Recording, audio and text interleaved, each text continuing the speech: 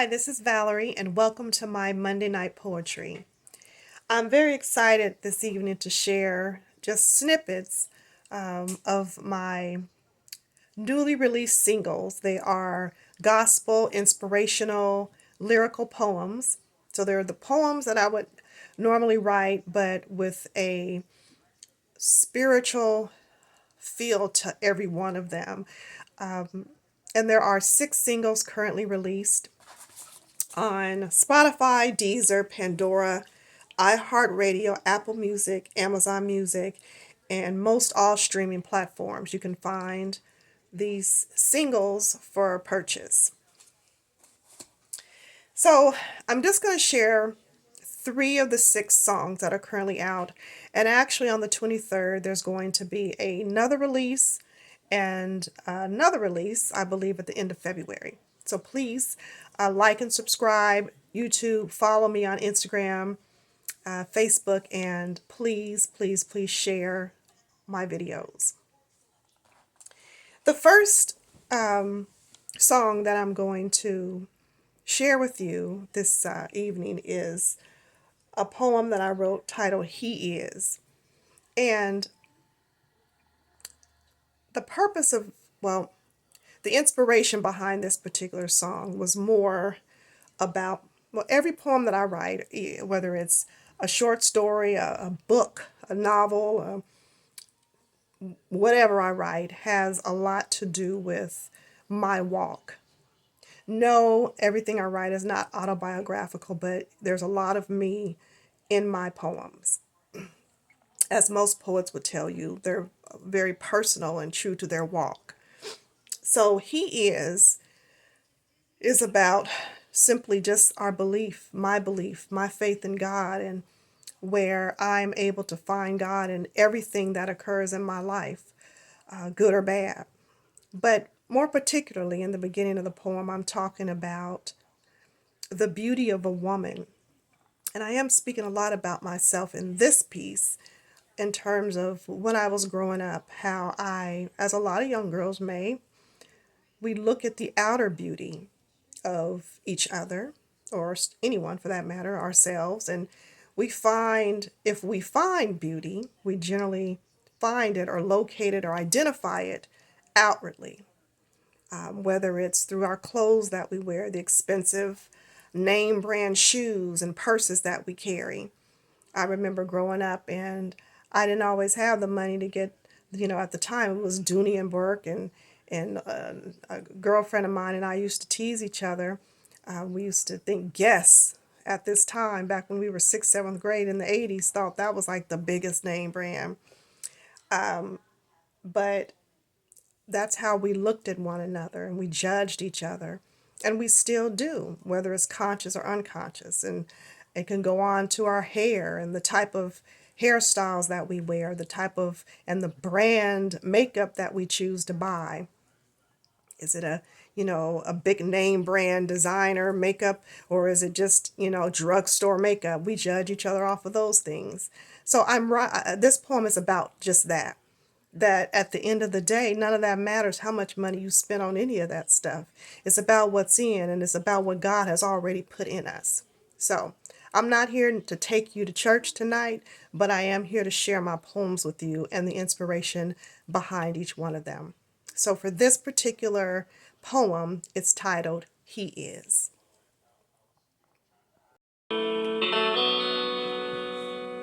Picture her as she struts down the runway. We can all see her because oftentimes we are her. Oh, glamorous, beautiful, glam-filled and fashioned by the most expensive coverings that money can buy. Oh, yes. Can you see her? It's her crown of beauty. Eyebrows perfectly chiseled and arched. Her eyelids designed with the brightest variety of quad palettes on the market. Fanciful, flattering. Eyelashes must be fully saturated. Her face, concealer. Oh yeah, because she does know that she has has some flaws. Her cheeks are versatile and multi-purposeful with the cream base that she chooses. Oh yes, and her lips, lip sheen, lip gloss, lip glass. Can you see her?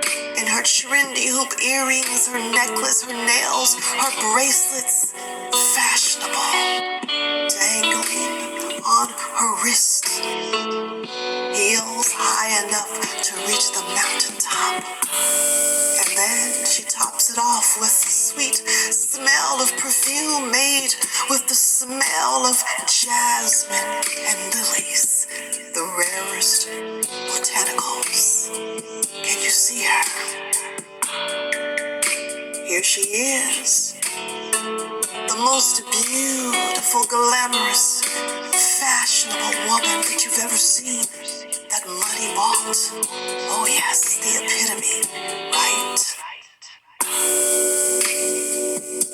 But at the end of the day, her shell must come off because we are women of God fashioned by only the master designer. You see, all of the top designers in the world can dress us. The top fashion designers can never fashion us. That has already been done. In your book were written all the days that were formed for me when none of them as yet existed, long before any top designer.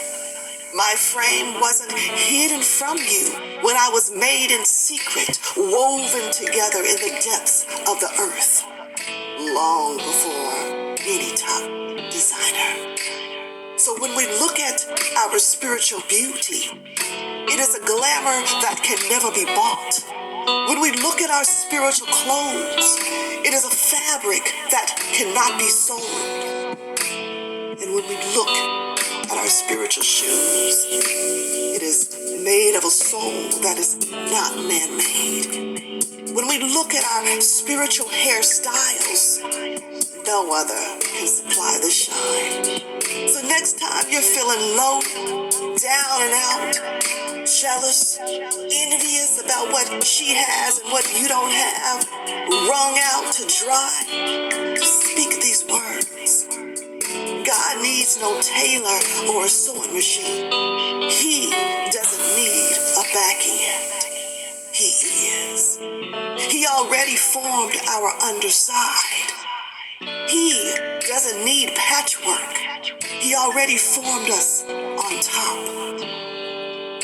He doesn't need that running stitch because he is omnipotent and knows exactly how to multitask. He doesn't need a thimble because there are no mistakes at all. He is. He is our bob and wire. He holds us while we carry on. He is.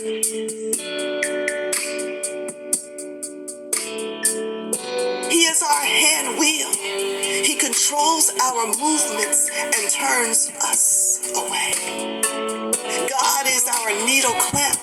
He will always hold us in place. He is our power stitch. He gave us life and he... That was He Is.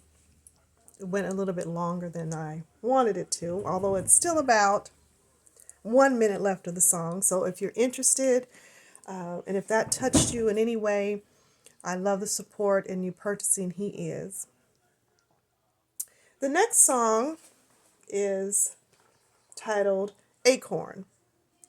And this is very important to me in terms of when I wrote it because I was, at different times in my life, I go through transformations, stress, trauma, changes, breakups, divorces, issues with your children, and you don't know what to do.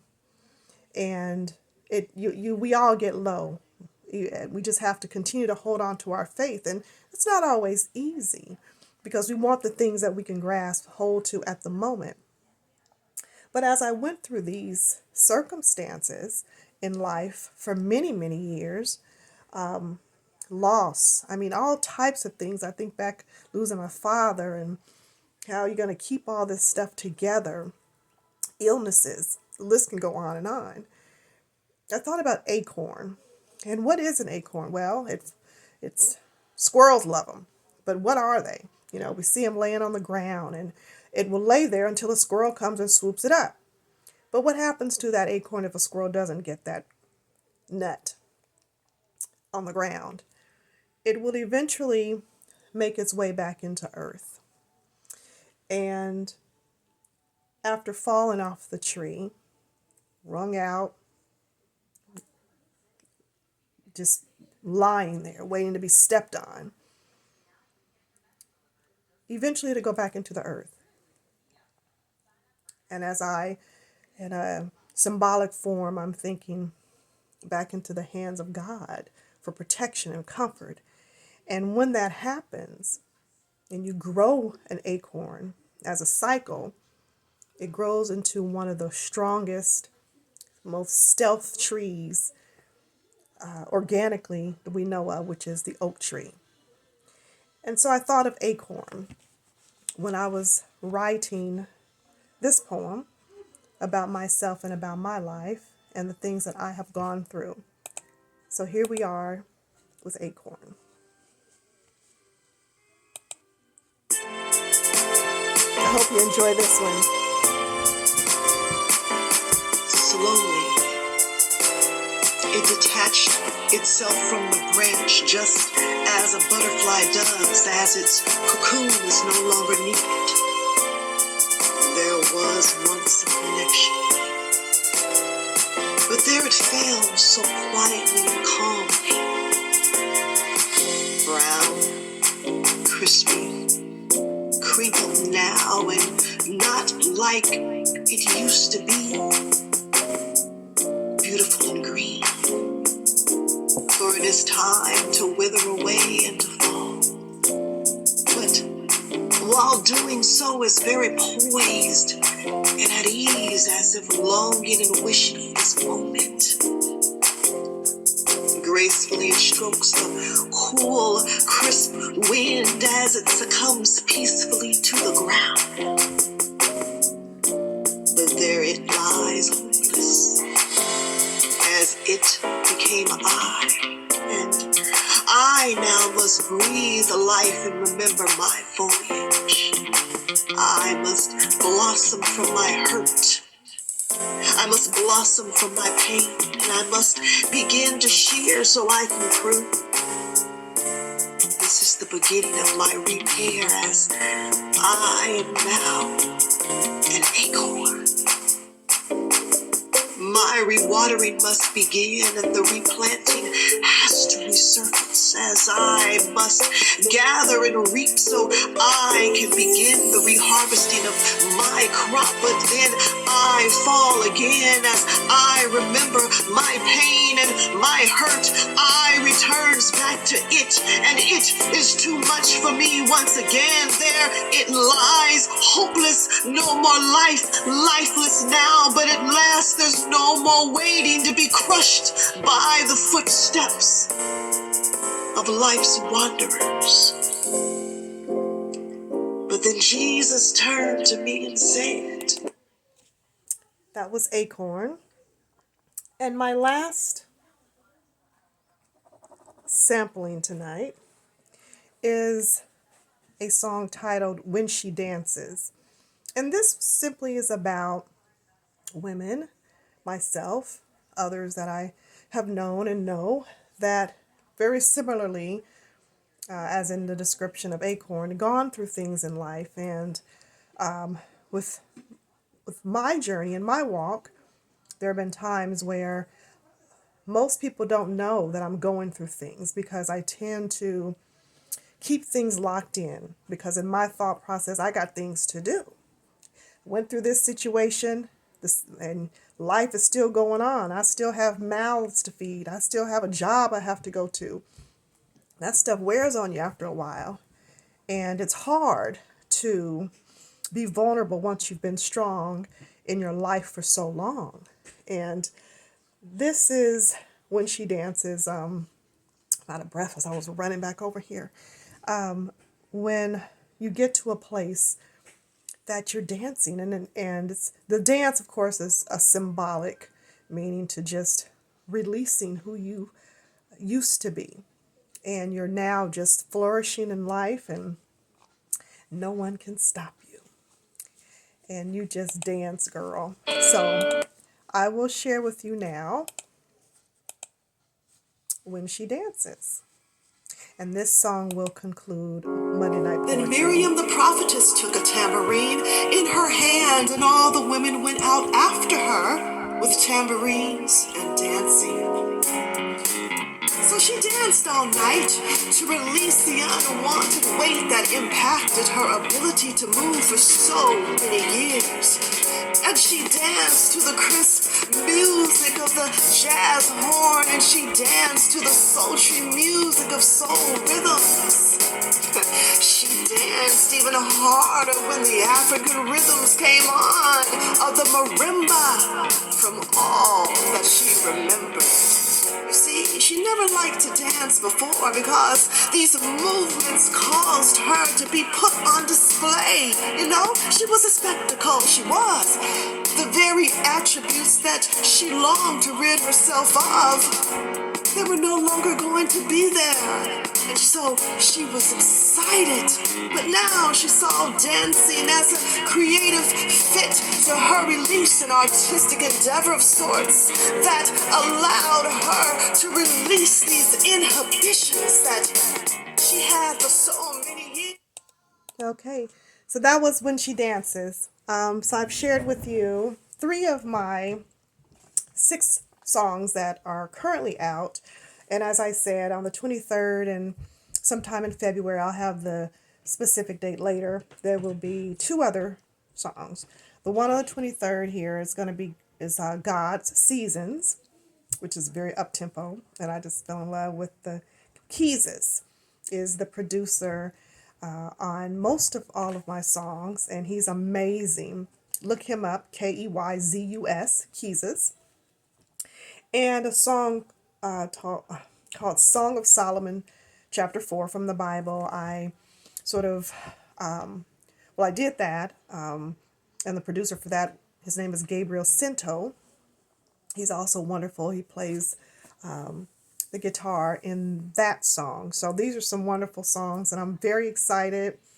And I hope you get excited too and find some inspiration in everything that I do, whether it's a play, whether it's a short story, but particularly with my songs. So once again, thank you for joining me tonight on Monday Night Poetry. Like and subscribe my YouTube, and follow me on both Facebook and Instagram. And I will see you all next week.